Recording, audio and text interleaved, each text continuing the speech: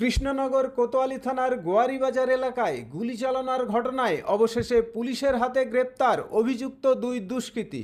ধৃত ওই দুই দুষ্কৃতীর নাম সৈকত হালদার ও কুনাল হালদার। জানা গিয়েছে, মোবাইলের টাওয়ার লোকেশন ধরে কৃষ্ণনগর কোতোয়ালি থানার পুলিশ শুক্রবার রাতে কৃষ্ণনগর পিডব্লিউডি মোড় এলাকা থেকে তাদের গ্রেপ্তার করে তাদের কৃষ্ণনগর কোতোয়ালি থানায় নিয়ে আসা হয়। উল্লেখ্য, তোলাবাজির টাকা দিতে না চাওয়ায় ব্যবসায়ীকে লক্ষ্য করে গুলি চালানোর অভিযোগ ওঠে ওই দুই দুষ্কৃতীর বিরুদ্ধে। শুক্রবার ভোরে ঘটনাটি ঘটে কৃষ্ণনগরের গোয়ারিবাজারে। আহত ব্যক্তির নাম বিশ্বনাথ ঘোষ। অভিযোগ, দুষ্কৃতীরা তাকে লক্ষ্য করে গুলি চালায়। একটি গুলি তার পায়ে লাগে। পিস্তল দিয়ে মেরে তার মাথাও ফাটিয়ে দেওয়া হয়। আশঙ্কাজনক অবস্থায় শক্তিনগর হাসপাতালে চিকিৎসাধীন ওই ব্যক্তি। জানা গিয়েছে, আহত ব্যক্তি বিশ্বনাথ ঘোষ কৃষ্ণনগর নগেন্দ্রনগরের বাসিন্দা। তিনি পেশায় মাছ ব্যবসায়ী। তিনি কৃষ্ণনগর পাত্রবাজারে মাছ বিক্রি করেন। শুক্রবার ভোরে বিক্রির জন্য গোয়ারিবাজারের আড়তে মাছ কিনতে যাচ্ছিলেন তিনি।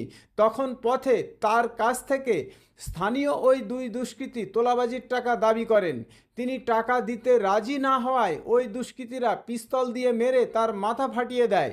এরপর দুষ্কৃতীরা তার কাছে থাকা 35,000 টাকা ও একটি মোবাইল কেড়ে নেয় এবং তার পায়ে গুলি চালিয়ে দেয় বলে অভিযোগ। তার ভাই সমীর ঘোষ বাধা দিতে গেলে তাকে লক্ষ্য করেও দুষ্কৃতীরা এক রাউন্ড গুলি চালায় বলে অভিযোগ, যদিও গুলি তার পায়ে লাগেনি। আহত ব্যক্তি বিশ্বনাথ ঘোষকে শক্তিনগর জেলা হাসপাতালে ভর্তি করা হয়। এই ঘটনার তদন্ত শুরু করে কৃষ্ণনগর কোতোয়ালি থানার পুলিশ। ঘটনার পর থেকেই ওই দুষ্কৃতীরা পালিয়ে বেড়াচ্ছিল। দুষ্কৃতীদের খোঁজে পুলিশও তল্লাশি চালাচ্ছিল। তবে গুলি চালানোর ওই ঘটনার প্রায় সবটাই ধরা পড়ে একটি সিসিটিভি ক্যামেরায়।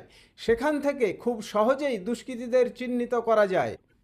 অবশেষে মোবাইলের টাওয়ার লোকেশন ধরে পুলিশের জালে ধরা পড়ে ওই দুই দুষ্কৃতী। নদিয়ার কৃষ্ণনগর থেকে অর্ণব মজুমদারের রিপোর্ট, স্টিং নিউজ। আপনি আহত হয়েছেন, ওনার নাম কি? বিশ্বনাথ ঘোষ। ওনার বাড়ি ওখানে?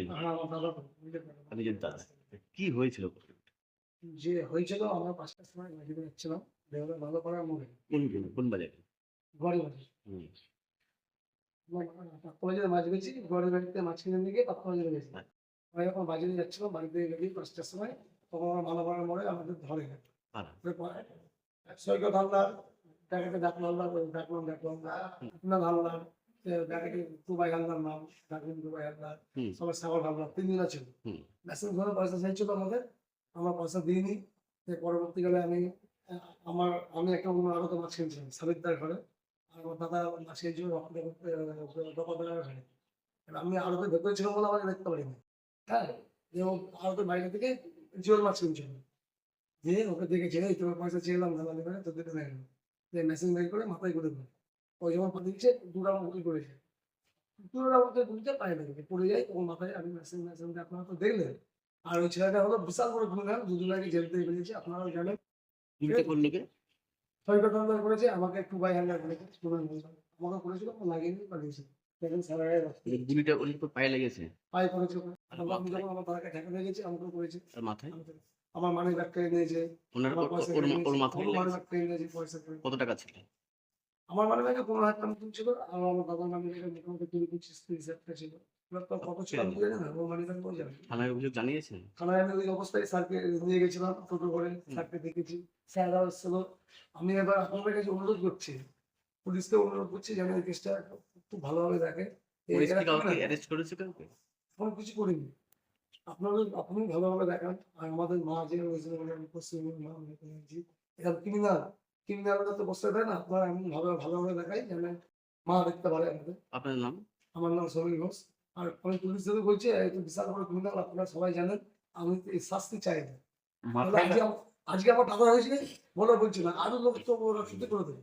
মাথায় করেছিল, মাথায় ফেলে দিয়েছে, যখন পায়ে গুলি করেছে পড়ে যায়, ওর মাথায় মেশিন দিয়ে আগে অস্ত্র ছিল, মেরেছে। আমি যখন দেখা যাই আমাকে গুলি করেছে, আমি তখন পালিয়ে গেছি। ওকে 3 রাউন্ড করেছে, আমাকে 1 রাউন্ড করেছে। আচ্ছা, মোট 4 রাউন্ড। আপনার যে আমায় ফোন করেছিলেন, আমি বাজারের বেশ কিছু জনা মানুষ আতঙ্কের মধ্যে আছে। তো বিষয়টি শোনার পর আমি দেখছি এবং আমরা প্রশাসনিকভাবে প্রশাসনের কাছে এবং পুলিশের কাছে একটাই আবেদন করব যে এলাকার মধ্যে যেন এই ধরনের ঘটনা কোনোভাবে বরদাস্ত করা না হয়। আইন আইনের পথে চলবে এবং কোনোভাবে মানুষের নিরাপত্তাকে যেন বিঘ্নিত না হয়, এটা আমরা সবাই মিলে একসঙ্গে দেখার এবং এটাকে প্রতিষ্ঠিত করার চেষ্টা করি। আমি এখনো দেখিনি, আমি বললাম আমি সকালবেলা ওয়ার্ডে বেরিয়েছি কাজে এবং সবারই সঙ্গে দেখা হয়েছে। টিভি এবং সিসিটিভি ফুটেজ আমি এখনো দেখার সুযোগ পাইনি। যদি বিষয়টি এরকম কিছু থাকে সেটা দলের উচ্চ নেতৃত্ব সঙ্গে আলোচনা করব।